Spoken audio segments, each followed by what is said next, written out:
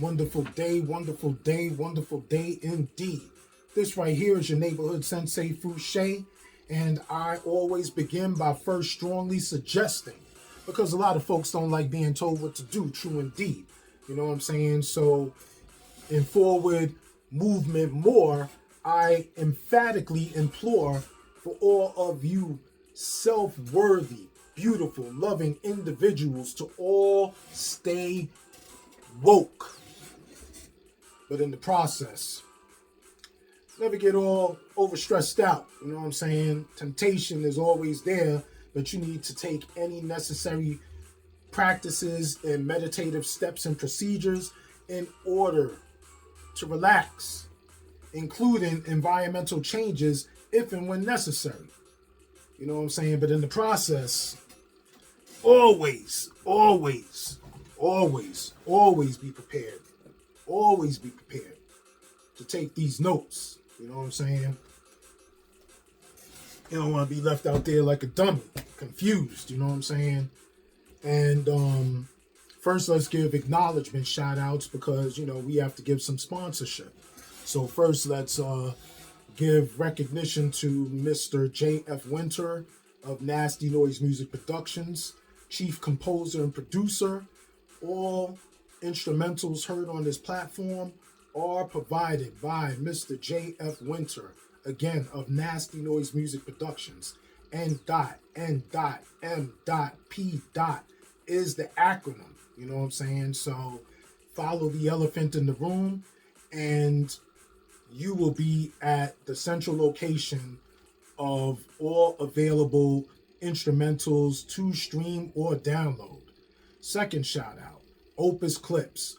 Anyone that does extended recordings of conversations, conferences, or some form of extended video recording, and you want to create shorter versions of that long version in order for some form of promotion, link in with Opus Clips. They'll do it for you. It's AI generated, and they will give you an option of maybe about 25, 30 clips to choose from. You know what I'm saying? You don't have to go through trying to itemize specific pinpoints of how long and, specific areas and which areas are best catered. Like, you just couple of clicks, you upload whatever video, click for it to be clipped, and within 5-10 minutes you have about 30 options of clips. You know what I'm saying? So Opus Clips, please, I strongly recommend it. They do have a 7-day free trial, and I chose to go for the subscription so I could itemize and personalize how the videos are displayed to you. You know what I'm saying? And I chose to invest my money into something that made a whole lot of sense. And I am going to strongly implore, because I can't tell people what to do, but Opus Clips, for me, that's where it's at. So, we have been covering this fantastic novel, Adult Children of Emotionally Immature Parents by Lindsay C. Gibson. And I label this more in the statement of people, because parents are nothing but a definition specifically to a certain person. You know what I'm saying? But they are a labeled type of person. So for me, this is more about emotionally immature people. You know what I'm saying? Your brother, your sister, your cousin, your aunt, your uncle, your mother, father, step-parent, grandparents, you know what I'm saying? And then, we could say the children, but, the children are a product of immature parents, you know what I'm saying? So a lot of folks are like, yo, what's wrong with these kids? And I'm like, man, forget about the kids. It's about the parents. What's wrong with the parents, man? Because the parents are operating so low level, pardon me, and in a state of high immaturity. And they question or are confused about why they have a failing home, why they have failing children. You know what I'm saying? And that is because they are a terrible lead and haven't identified their own high connection to immature behavior. And that's the skinny of it. You know what I'm saying? That's the truth. You know. So in our back cover reading, again in pre-introducing towards our reading segment, was your parent difficult, immature, or emotionally unavailable? If you grew up with an emotionally immature, unavailable, or selfish parent, you may have lingering feelings of anger, loneliness, betrayal, or my personal connection, abandonment. You may recall your childhood as a time when your emotional needs were not met, when your feelings were dismissed, or when you took on adult levels of responsibility in an effort to compensate for your parents' behavior. These wounds can be healed. You know what I'm saying? I'm a good testament because, yeah, I was broken. You know what I'm saying? And I made it back and I'm here conversing with you. And hopefully you're feeling this vibe, you know. And I am, what is it now? 12 years clean of hard drugs, cocaine specifically, and 6.5 years alcohol free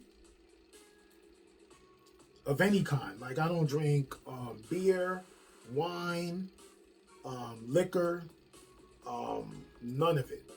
Like, and nothing against anybody that wants to have like a casual beverage. You know, for me, I had to go cold turkey in separating myself from these addictive attachments. You know what I'm saying? So anyone that has been able to conquer their addictions, I commend you. And it is hard work, and it still is hard work. Every single day, it is work to stay in a healthy, mental, comfortable place. So, not going too far into introductory conversation, let's start to introduce our chapter 3. How it feels to have a relationship with an emotionally immature parent. And I swear I have water, so just give me a second because I need to get my water. There we go. Get cotton mouth when you're in continuance utilizing the tool of speaking. So again, chapter 3, how it feels to have a relationship with an emotionally immature parent. And I should be able to cover half of this chapter within this specific recording. And then we'll have part 2 of this chapter 3 in succession following next week. So stay tuned. But let's begin our reading segment. We don't get a vote on our earliest relationships in life. We all know that. You know, we're born and raised in specific households of our maternal parents or adopted parents, foster homes, or, you know, some form of guardianship, you know, that is you're legally placed at birth with someone of closest relation or of legal agreement to take care of you. Our strongest bond is to our primary attachment parent, the one we turn to first if scared, hungry, tired, or ill. Someone we're supposed to rely on, trust. We may seek out others for play when we're feeling good, But stress or an urgent need will send us scampering back to that principal caretaker.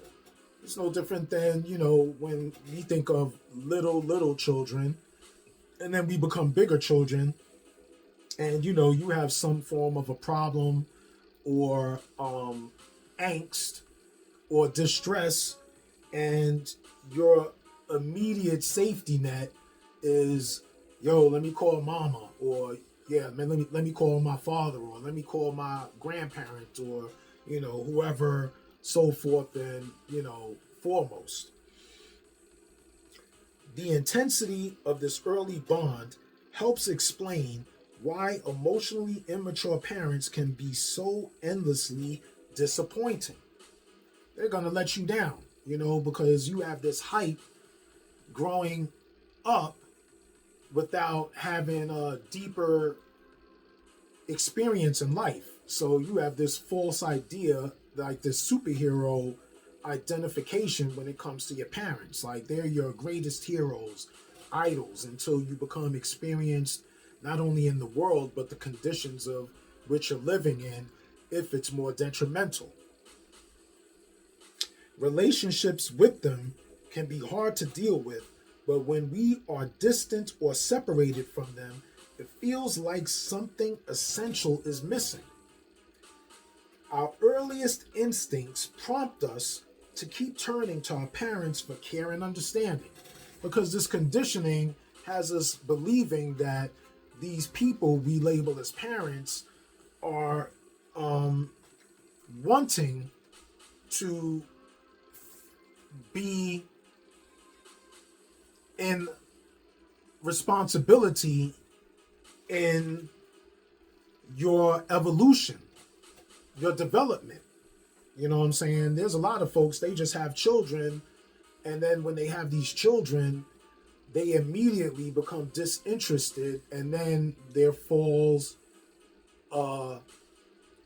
household identification to neglect. And then these children start to feel abandoned within the conditioning of that neglect. If you've been trying to relate to an emotionally immature parent with poor intimacy skills, they can't emotionally express themselves as far as love or hugging, like some form of physical expression or interaction. They're very isolated in not only how they express their feelings, but also how they show it. These interactions may have made you feel shut down, shut up, or shut out. Even if your parent is at the nicer, warmer end of the spectrum, he or she probably has a very narrow window of attention regarding other people's interests. They're so self absorbed. If it's not about them, they're not engaging, or they're extremely disinterested.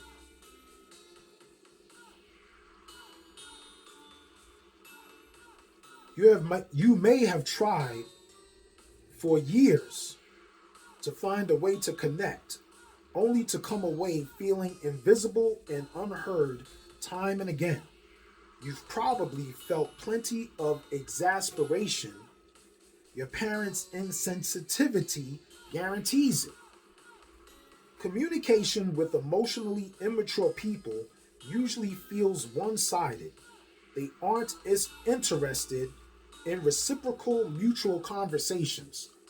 Like for them to have a back and forth exchange of not only speaking but listening in order to correctly respond, they speak, and then as soon as you respond in counter conversation or continuance of conversation, they tune out. It totally ignore you. You know what I'm saying? And they'll physically show you their disinterest. And then that kind of creates an unpleasantness and uneasiness. And then there's a disconnection not only in the communication, but also the relationship becomes slightly fractured. Like young children, they crave exclusive attention and want everyone to be interested in what they find engaging. If I just explained that in my prior reference, if other people are getting more attention, they find ways to draw attention back to themselves, such as interrupting, firing off zingers that get everybody's attention. Just some random goofy response, statement, or action in order to garner the attention in some form of laughter of people around them. If all else fails, they may pointedly withdraw, look bored. I was saying that, right? So, if all else fails, they may pointedly withdraw, look bored, or otherwise communicate that they're disengaged. Behaviors that ensue, no, my fault. Behaviors that ensure the focus stays on them. I was correcting how I was going to approach that sentence initially. If all else fails, they may pointedly withdraw, look bored, or otherwise communicate that they're disengaged. Behaviors that ensure the focus stays on them. Children's reactions to separation and loss observed that babies and children get angry as a normal response to being left by their parents. Sadness is an expected response to loss, but anger is also common in response to separation. You know what I'm saying? That's just a real infancy state of expression. You know what I'm saying? When you're not getting attention as an infant, you go through these very immature responses because of your lack of development. Like you don't know or haven't learned how to communicate differently. So, your infancy gives you these very disturbing responses from children. This is understandable. Anger and even rage are adaptive reactions to feelings of abandonment, giving us energy to protest and change unhealthy emotional situations. After all, feeling dismissed or unseen creates an emotional separation. Sometimes children of emotionally immature parents repress their anger or turn it out against themselves, self harming, cutting, hitting themselves, just any form of self abuse that you could probably think of. Perhaps they've learned that it's too dangerous to express anger directly, or maybe they feel too guilty about their anger to be aware of it. When anger is internalized in this way, people tend to criticize and blame themselves unrealistically. They may end up severely depressed or even having suicidal feelings. They may end up severely depressed or even having suicidal feelings, the ultimate expression of anger against the self. Alternatively, some people express their anger in a passive aggressive way, attempting to defeat their parents and other authority figures with behaviors like forgetting, lying, delaying, or avoiding. Because emotionally immature people have little awareness of feelings and a limited vocabulary for emotional experiences, they usually act out their emotional needs instead of talking them out. And that's what I was trying to reference when I was talking about babies. Instead of speaking intelligently And being an awareness of why and how you feel that way, you just go through these immature and infant like responses. They use a method of communication known as emotional contagion, which gets other people to feel what they're feeling. Emotional contagion is also how babies and little children communicate their needs. They cry and fuss until their caregivers figure out what's wrong and fix it.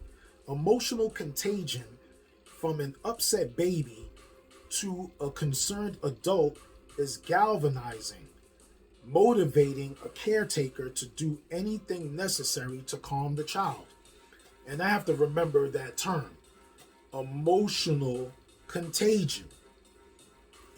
Because when I was first trying to explain in reference before, I couldn't quite specify the correct words to get into the specific and correct itemization.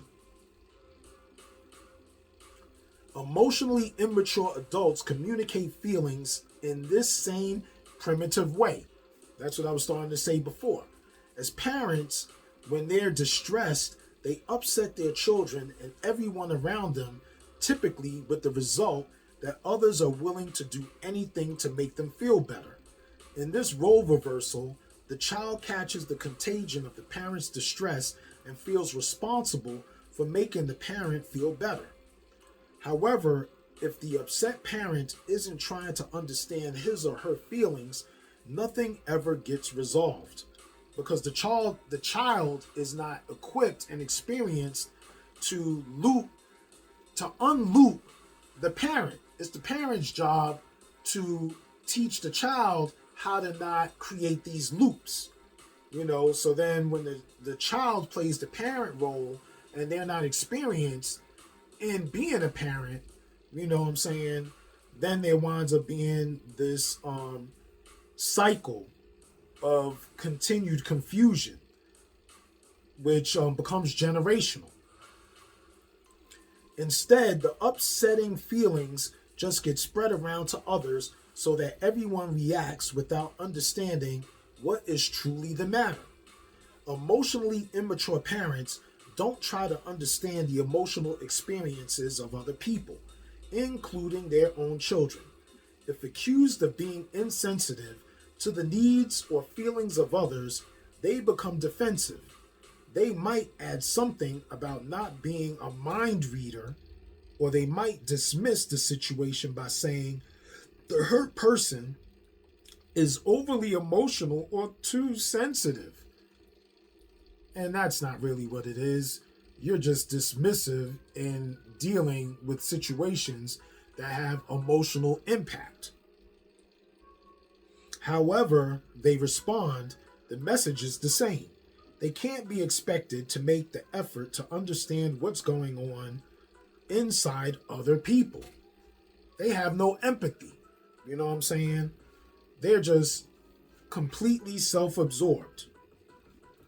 Emotionally immature parents, I almost said people because that's what I really mean. Emotionally immature people don't try to understand the emotional experiences of other people, including their own children. If accused of being insensitive to the needs or feelings of others, they become defensive. They might add something about not being a mind reader. I was just reading this before. Or they might dismiss the situation by saying the hurt person is overly emotional or too sensitive. However they respond, the message is the same. They can't be expected to make the effort to understand what's going on inside other people. Emotional labor is the expenditure of time, effort, and energy utilizing brain and muscle to understand and fulfill emotional needs. By emotional needs, I mean the human needs of feeling wanted, appreciated, loved, and cared for. Individuals' emotional needs are often unspoken or unknown / unconscious. It's submerged. It's so deep because it hasn't been exercised. And since it hasn't been exercised, it has no muscle in order to be strong enough to be at the forefront of being within your existence of emotional expression. Emotional labor often occurs together with physical labor, but emotional labor differs from physical labor by aiming to produce the specific feelings of being wanted, appreciated, loved, and slashed or cared for. Some people don't always realize they need emotional comforting, since emotional needs are often vague or subconscious. Other people might hide their need because they're ashamed to admit it, so helpers must offer comfort tactfully and obliquely, allowing the person to save face. Like, this person is so shameful in not being able to express themselves emotionally. It's like you, as a very connected person, have to go overly out of your way to have them somehow emotionally respond more maturely in order for you to be able to communicate at the beginning point most effectively, to peel these layers that are so thick in their state of existence. Emotional labor is hard work. People doing this work must also keep reading the other person to know if their efforts are effective. Mature people take on the emotional work in relationships automatically because they live in a state of empathy and self awareness. It's impossible for them to overlook the fact that someone they care about is having a hard time. Doing this work allows them to successfully navigate all kinds of interpersonal situations without stepping on other people's toes. Both at work and at home, emotional laborer promotes goodwill and good relationships. And it takes an extremely centered and mature individual to deal with these highly immature, unstable, emotional people. It takes a high degree of concentration, and people that don't have that high degree of concentration, they will wind up equally distressed as the other person that they're communicating with that is in distress, and there will be a reactive, a destructive reaction in communication breakdown. And everyone fails. No one's happy. Everybody's miserable because there's not an adult in the room. No, there's not a mature voice in the room. Two immature people are going to wind up attacking each other to a high degree of frustration. Emotionally immature people, on the other hand, often take pride in their lack of this skill. They rationalize their impulsive and insensitive responses with excuses like, I'm just saying what I think, or I can't even change who I am. I know you've heard that. Well, I am who I am. I can't change. That's like, trying to give an out for them continuing to be disrespectful in how they address to you their feelings. It's almost like excruciating pain communicating with these type of people. If you confront them with the fact that not saying everything, let me start again. If you confront them with the fact that not saying everything you think is a sign of good sense, or that people can't mature without changing who they are, they will probably respond with anger or by dismissing you as ridiculous because they don't want to change. They just are comfortable with being angry for whatever reason that may be. Like change they see or choose to be impossible because they don't want to put in the work. They just rather be frustrated and complain and have other people try to soothe them and excuse their immature behavior and way of being. It's as though they think they're off the hook if others don't spell out their pain or difficulty in words. I just said that, right? They believe that they aren't required to be tuned into others' feelings. However, emotionally mature people are almost always sensitive to others. Knowing this is simply part of having good relationships. For people who have empathy, emotional work flows easily. However, for those who are unskilled at empathy and find other people's minds to be opaque, and let's look up opaque. I probably had another word at another point that might have been confusing, but if I did, I'll give a simple apology for not following through into itemizing definition. Opaque, an adjective, not able to be seen through or not transparent. Vague is a synonym.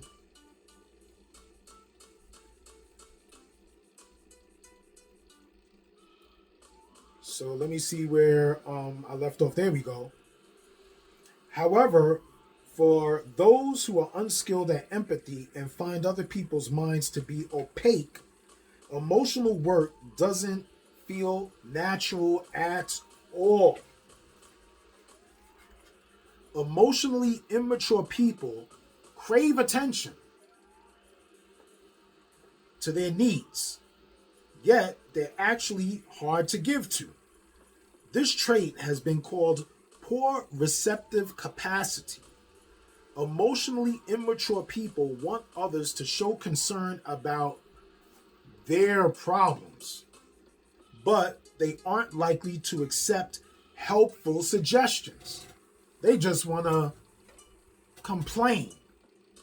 When you start to give insightful suggestions, they get angry as if you don't understand or know what they're talking about or what they're going through. They reflexively reject efforts to make them feel cared about. They pull others in, but when people try to help, they push them away. In addition, these people seem to expect others to read their minds and are often quick to anger if people don't anticipate their wishes fast enough. They dislike having to tell people what they need and instead hold back, waiting to see whether anyone will notice how they're feeling. That's what babies do, because they don't know how to verbally communicate yet with words in order for you to understand what they're going through or how they're feeling. So these grown people are in baby reactive, expressive ways, or they're in baby reactive understanding in how to express themselves.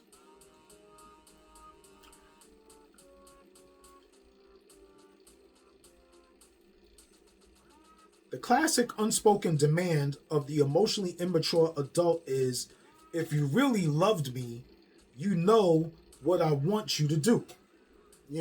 Like you're a mind reader again.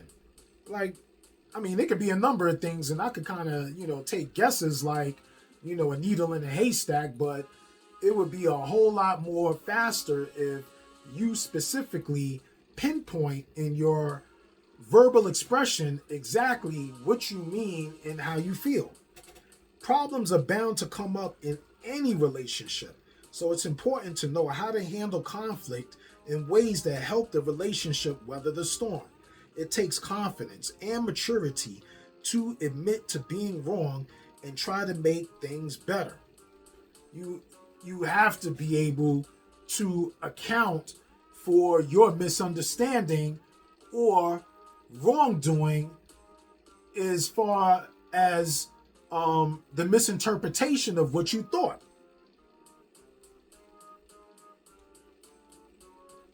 Instead of speaking up about what they need, emotionally immature people create a malignant guessing game that keeps everybody uneasy. So again, problems are bound to come up in any relationship. So it's important to know how to handle conflict in ways that help the relationship weather the storm. It takes confidence and maturity to admit to being wrong and try to make things better. But emotionally immature people resist facing their mistakes. People who have been wronged by an emotionally immature person may start to think they're at fault if they continue to feel hurt by what the person did. Emotionally immature people expect you to take them off the hook immediately. They don't want to be accountable for their rash behavior. They want you to dismiss how they treated you and you trying to help them go through the process of emotional healing. It feels better to blame you for not having, or it feels better to blame you for not forgiving them fast enough, and that's what they'll do. Right? So let's go through that again. Emotionally immature people expect you to take them off the hook immediately. If it feels better to blame you for not forgiving them fast enough, that's what they'll do. After a rift, many people will make what relationship expert John Gottman calls a repair attempt, apologizing, asking forgiveness, or making amends in a way that shows a desire to patch things up. But emotionally immature people have a completely unrealistic idea of what forgiveness means. To them, forgiveness should make it like the rift never happened, as though a completely fresh start is possible. Sweep it under the rug. It just disappeared. Close my eyes, and if when I open my eyes, it'll go away. Like, that's a little kid mentality. They have no awareness of the need for emotional processing or the amount of time it may take to rebuild trust after a major betrayal. You know what I'm saying? Immature people, after they betray somebody to a large or major degree, don't want to go through the long, extended, proper healing process. They just want to dismiss it as if it never happened and everything's okay. And if you allow for them to convince you to do that, they're going to do it again. I promise you. They just want things to be normal again. Others' pain is the only fly in the ointment. Everything would be fine if others would just get past their feelings about the situation. You know what I'm saying? Like, you wrong for feeling highly irritated by what they did to you by their own creation. Mirroring is a form of empathy and relatedness that mature parents or people spontaneously give to others or their children. Sensitive and emotionally responsive parents mirror their children's feelings by showing those same emotions on their faces. They look concerned when their children are sad and display enthusiasm when their children are happy. In this way, sensitive parents teach their children about emotions and how to engage spontaneously with others. Good mirroring, and I was saying that earlier, is, the apple doesn't fall far from the tree. So that is a form of what they would label mirroring, mimicking.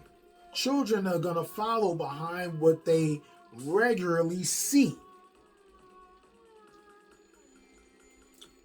So Again, sensitive and emotionally responsive parents mirror their children's feelings, right? By showing those same emotions on their faces. They look concerned when their children are sad and display enthusiasm when their children are happy. In this way, sensitive parents teach their children about emotions and how to engage spontaneously with others. Good mirroring from a parent also gives a child the feeling of being known and understood as a unique individual.